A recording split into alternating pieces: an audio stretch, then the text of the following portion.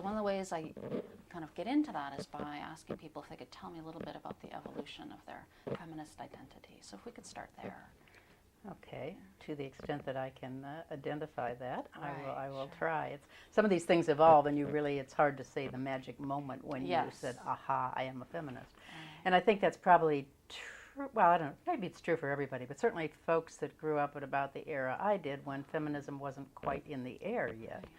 And in my case, grew up in a sort of a conservative suburb where it was very homogeneous, and there weren't people of color, and there weren't people of Jewishness, or there weren't people of a lot of things. It was very homogeneous. So it wasn't a political household by any means at all. So where do you start? Where do you move from that to something that's more awareness as a feminist? And I think, given the time, so I'm in high school in the late 50s. I go to college in 1959 at Northwestern, and I think for me there was a lot of isms that I had to become aware of along the way because they weren't indoctrinated or taught to me in any way. I don't think before that. So probably awareness of things like racism and inequality based on color of skin and those kinds of issues. Probably I know that came to mind first. So that I think that was sort of the awareness of otherness.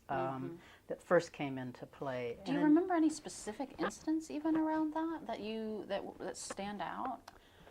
I think it was just certain people that I started associating with, some friends I was hanging around with, some people in theater and someone who was a philosophy graduate student, and they were talking those kinds of ideas, and it all struck me as, where was I all this time? Why didn't I think about those kinds of things?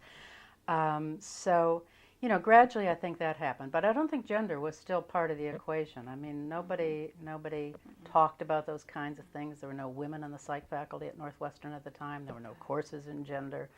So that came later. I think that came probably, I was down in Texas for graduate school, and certainly it was beginning to come up, but still not very much. I mean, I think if you'd lived on the East or the West Coast, particularly East Coast, probably the awareness would have been faster in some respects than stuck in the middle of Texas. Right. Not stuck, but I had many good experiences in Texas. But I don't even think there it was, although if you look at my research, you can see I was doing some things very traditional, like in attitude change, latitude of acceptance, but I started measuring masculinity and femininity instead of traditional attitudes.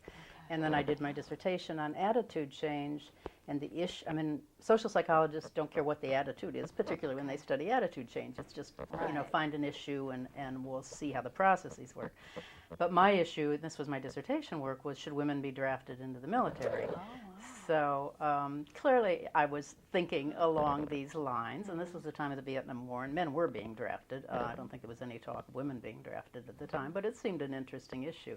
Although I remember then one of my committee members said, well, why can't you find a more relevant? That's not a very important issue, Study something like should grades in the university be lower, or some trivial university kind of issue. And I was stubborn enough for whatever reason. I still don't think I would have, probably self-identified as a feminist, but I was stubborn enough that this is an important issue, and that's the issue I'm going to use. Right. So it was probably really after I got my PhD and I started to teach, and the feminist movement was now, becoming much more a large-scale thing that was much more in the public domain at this point, and I think that's when I really started doing it. Certainly, that's when I started doing research on these issues. I was a couple years out of graduate school.